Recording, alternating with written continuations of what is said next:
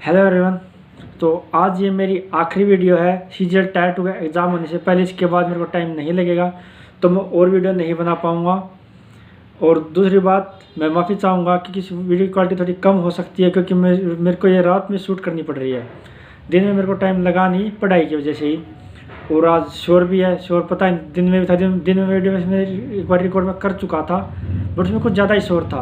अब इसमें भी शोर तो है ही, बट होपफुली आप मेरी बात समझ जाएंगे जो बोलूँगा। इतने जो क्लियर मेरी आवाज़ आ ही रही होगी। तो आज मैं बात करूँगा कि मैं अपना जो एग्ज़ाम होने के बाद मैं आपको क्या क्या चीज़ प्रोवाइड करूँगा इस चैनल पे। तो सबसे ट्रायल चलते हैं। सबसे पहले बात करते हैं मैथ की। मैथ जो है, मैं आपको सारा का सारा मैथ जितना मेरे पास है, मैंने 2 जगह मैंने कोचिंग ले चुका हूँ और मेरा बुक्स है काफ़ी ज़्यादा। उनका जो कुछ भी सिलेबस, जो कुछ भी मेरे पास है, जो भी कुछ मैंने आज तक पढ़ा है, वो सब मैं आपको फ्री ऑफ कॉस्ट प्रोवाइड करूँगा, सब का सब। और हाँ, मैंने कई बार देखा टीचर एक ही क्लास में पूरा एक चैप्टर जो ख़त्म कर देते हैं। मैं वैसा नहीं कर सकता, क्योंकि मेरे को ऐसा लगता है, मैंने जब कभी किसी की मैंने क्लास देखी 10 घंटे की मान लो थी, तो मैं इसमें देख ही नहीं पाया एक्चुअली 10 घंटे की। तो क्योंकि मैं स्टार्ट करता हूँ, थोड़ी देर के बाद जो है बोरियत महसूस होने लग जाती है। चाहे आप कितने भी ब्रिलियंट स्टूडेंट हो, आपको बोरिंगनेस होगी ही होगी। तो मैं 2 पार्ट रखूँगा एक चैप्टर के। पहला होगा बेसिक, और जो बेसिक जो के क्या नाम है, जो फॉर्मूले वगैरह जो टाइप होते हैं, ये चीज़ कॉन्सेप्ट। पहले कॉन्सेप्ट और बेसिक जो क्वेश्चन होते हैं वो सब मैं कराऊँगा पहले पार्ट में।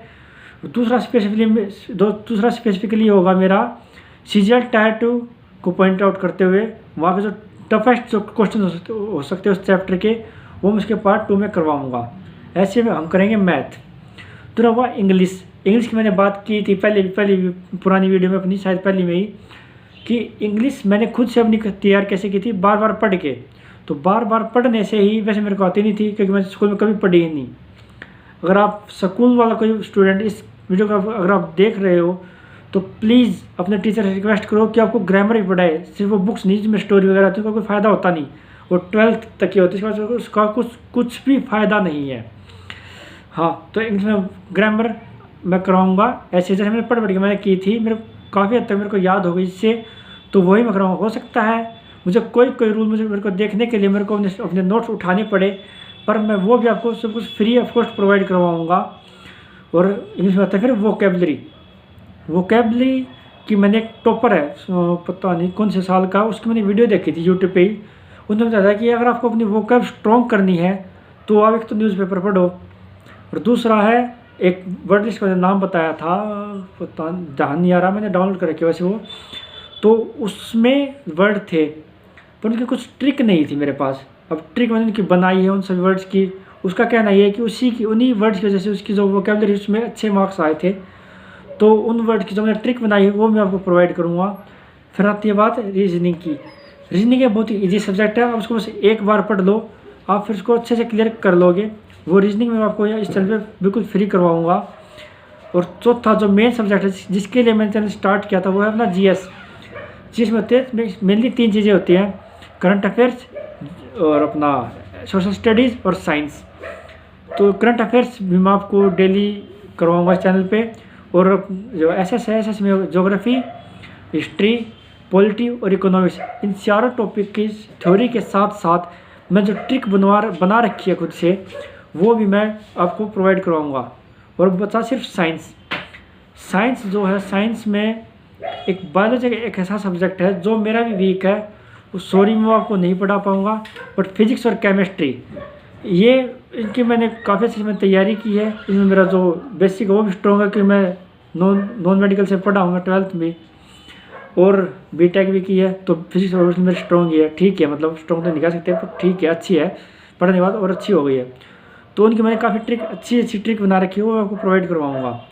और अगर आप इससे पहले, अगर आप आपको कोई टीचर का कोर्स आपको अच्छा लगता है और आप ज्वाइन करना चाहते हैं, तो इसके लिए मैं कुछ आपको इम्पोर्टेंट पॉइंट बताना चाहूँगा कि आपको किन किन बातों का ध्यान रखना है कोई कोर्स ज्वाइन करने से पहले। सबसे पहली बात, डाउट क्लास।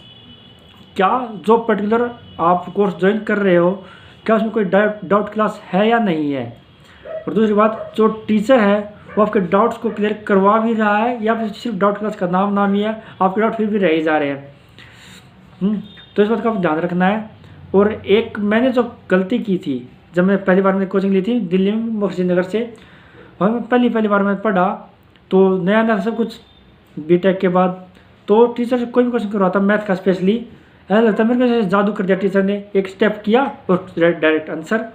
बट फिर मैंने साथ साथ उन सबको बातों को मैंने पढ़ा नहीं, क्योंकि मैं डेली अप डाउन करता था। ये पे मेरी बहुत बड़ी मिस्टेक थी उस टाइम पे। तो मैं डेली अप डाउन करता था, तो उसको साथ साथ में पढ़ नहीं पाया।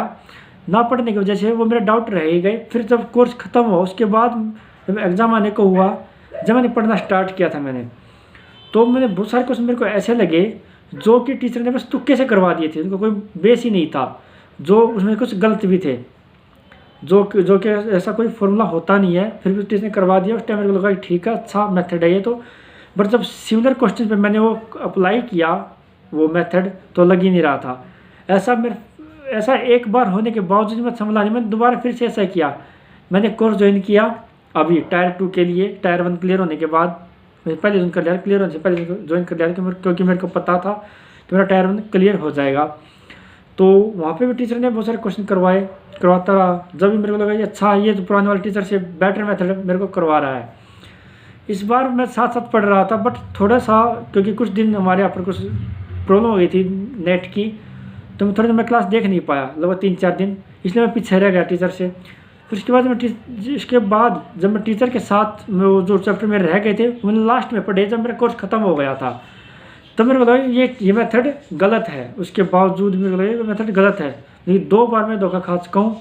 आप इन 2 बातों का खास ध्यान रखना कि आप साथ साथ पढ़ें। जो भी आप टीचर करवा रहा है उसको पहली बात आप उनको लिखें, क्योंकि PDF तो होती है, अगर PDF में ना आप उनको पढ़ते नहीं हो। मेरे पास काफ़ी PDF पड़ी है, फ़ोन में पड़ी PDF मेरे करप्ट फाइल हो गई, वो कई तो ऐसी हो गई करप्ट हो गई, वो काम ही नहीं करती है। तो PDF अच्छा प्रोवाइड कराते टीचर, पर आप PDF को अगर प्रिंट निकलवा के उनको पढ़िए, खाली फ़ोन में पढ़े रहने का उनको कोई भी फ़ायदा नहीं होता। और लिखने से ही अच्छे से आप तैयारी कर पाओगे। मैं कहना चाहूँगा, अगर मेरा पॉइंट अगर मैं होता आपकी जगह तो मैं लिखता कोर्स में जो भी हो रहा है उसको साथ साथ, बजाय PDF के। अभी मैंने लिखा ही था। ठीक है, तो मुझे बस इतनी बात करनी थी। और अगर आप वो सब जो चीज़ें मैंने बताई जो मैं आपको पढ़ाऊँगा, अगर आप वो सब पढ़ना चाहते हो तो आप इस चैनल को सब्सक्राइब कर लीजिए और बेल आइकन को दबाइए, क्योंकि जिस दिन मैं स्टार्ट करूँगा आप सभी को उसी टाइम नोटिफिकेशन मिल जाएगी। Thank you.